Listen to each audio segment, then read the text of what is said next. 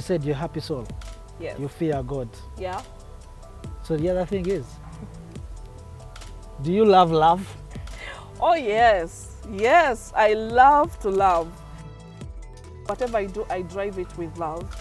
First thing I looked at was, are my people earning? Before even I look at myself, are they earning? What could I do to change their pockets, to have an impact? We all work for money at the end of the day.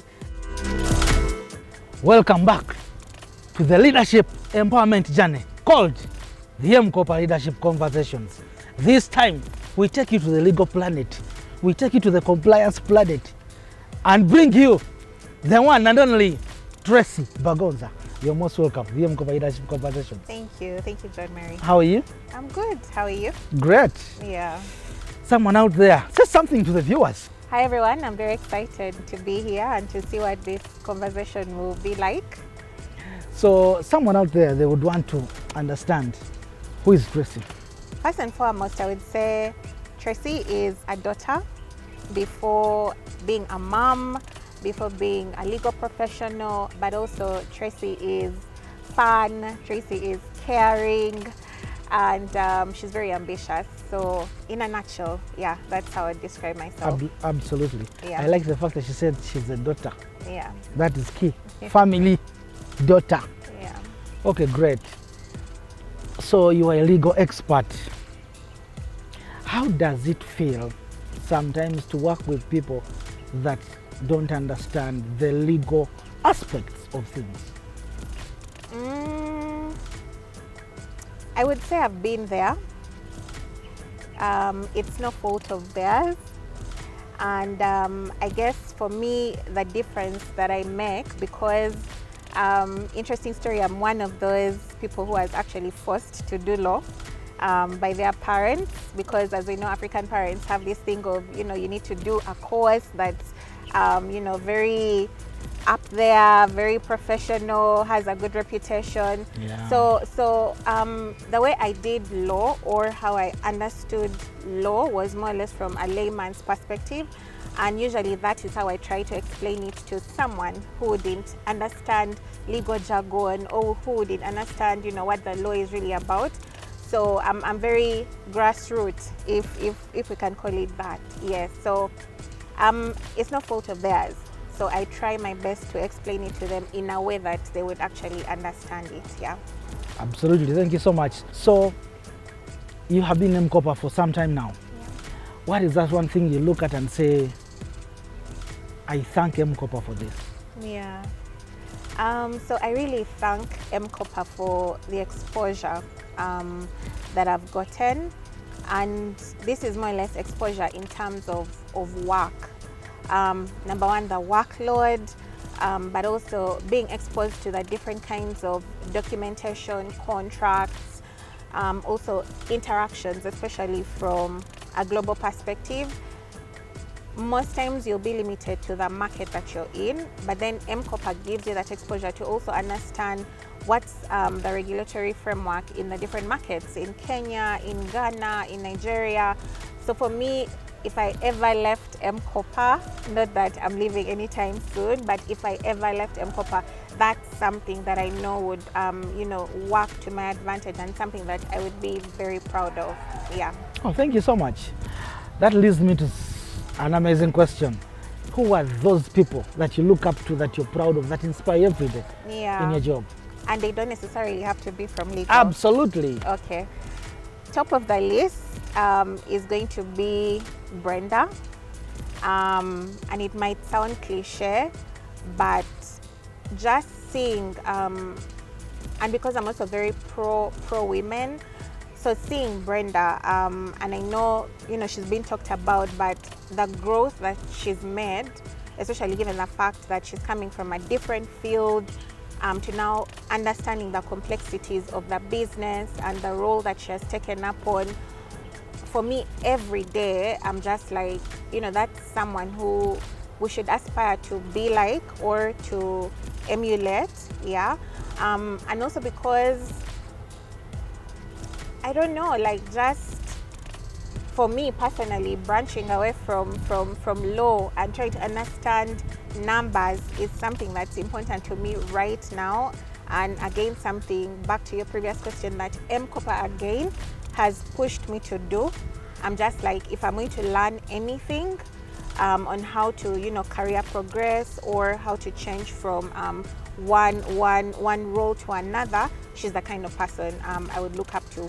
But aside from that, like her emotional intelligence, it's one thing to have like that IQ, but also have EQ takes a lot.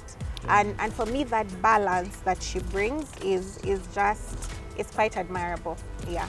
Okay, thank you so much. Now, if you were to look at the same way you've said the people you look up to, if you were to wake up and leave legal department and move to another department, which department would that be and why?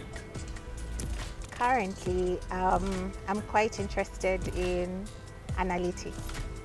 Yes, data, because it's not only something that M-KOPA really thrives on, but it's what the world is now thriving on.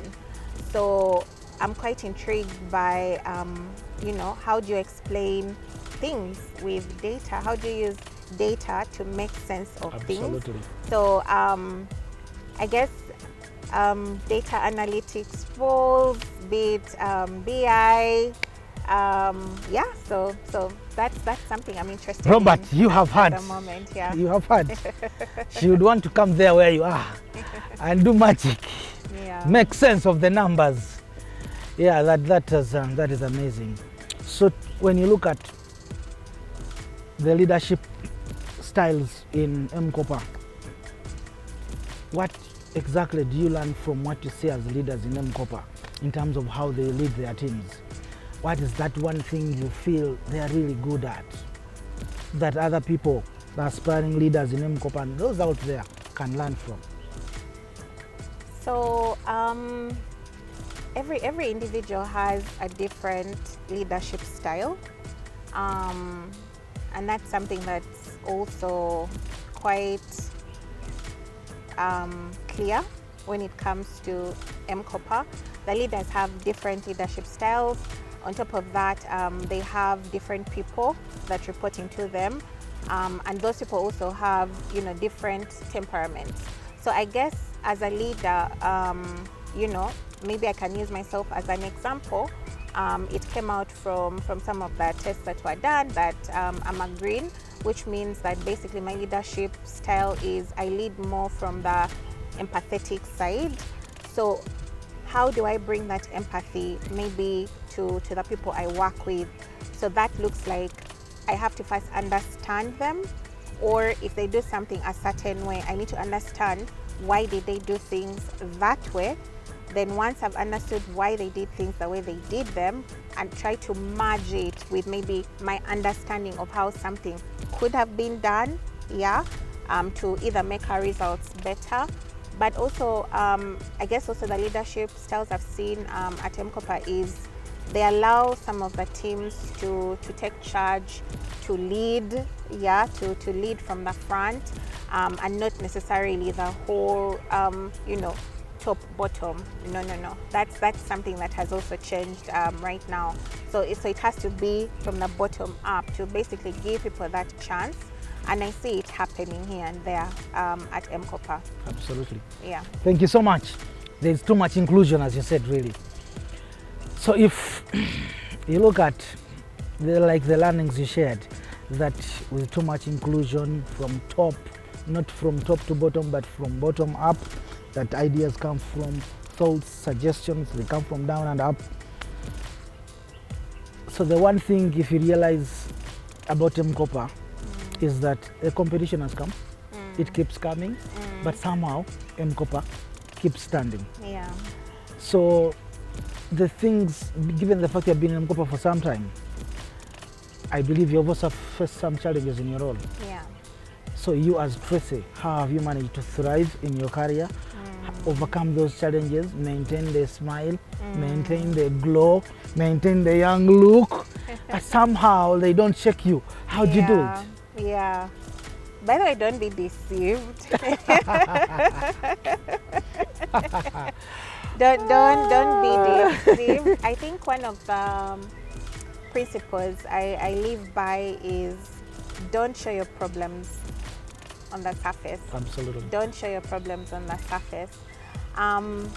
But I think what has also helped is I have strong support systems.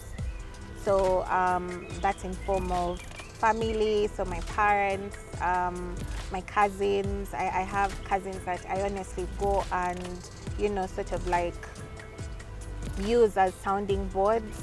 But I also have good friends. I've made some good friends at work. So I'm able to also, speak to them and share with them the frustrations I'm having, and they help me. Because you see, usually what happens is if you're facing a challenge at work and then you go inside into yourself and only sort of like take this feeling of, oh my God, it's me, that takes over. But if you share it with someone and ask another person for their perspective, they're able to tell you, have you looked at it this way? So maybe it's not you, right? Maybe also your manager is challenging you or putting you on pressure because there's pressure coming from somewhere else. So I think the thing that I've learned is to first take myself out of the situation, look at it as an outsider, and that way you're able to be like, okay, maybe it's not as bad as I thought it was, or it's challenging, but there's a solution for it. So those are some of the small things I use to help me. Yeah. Beautiful. So Yeah. how can someone be like Tracy if they wanted to be a legal expert who maintains the smile, who maintains the glow, who maintains the young look, who really has this amazing support system that keeps her glowing even when she has challenges? So which advice would you give such a person who wants to be like you? I don't think we can be like people because we're different. We're born different, we're created different. Our backgrounds, how we are raised, where we've grown up also influences who we are as people or who we become. So I guess maybe I would answer your question in the sense that maybe what could someone pick from Tracy, or what advice would I give? So like I've already said, try to have strong support systems. It's also not easy. It's easier said than done. Yep. But I know that each one of us, wherever we are, we have even just that one person that we can go to. Yeah. So have that one person who maybe you can go to. It could be God. Yeah. It could be a sibling. It could be a friend. But have that one person. But also the other thing I would say is we as people need to give ourselves grace. I think that's something that's also very important, to give ourselves grace, because everyone everywhere is doing their best. Absolutely. So just to know that you're doing your best in the circumstances you're in, with the information you have and with the tools that you have, you're doing your best. So give yourself grace, cut yourself some slack. Those times will come where things hit the fan, but just know that if something doesn't kill you, if you're going to be able to wake up tomorrow morning, then this too shall pass. So that's the advice, honestly, I would give. Thank you so much. Yeah. I like that. Give yourself grace. Don't go anywhere. We are continuing with the M-KOPA Leadership Conversation with the council herself, Tracy Bagonza. I bet you have enjoyed the learnings. I bet you have enjoyed her story of how a leader should be, of how someone who wants to be like her should be, or what things they can do. Don't go anywhere. We are continuing the M-KOPA Leadership Conversations with the council herself.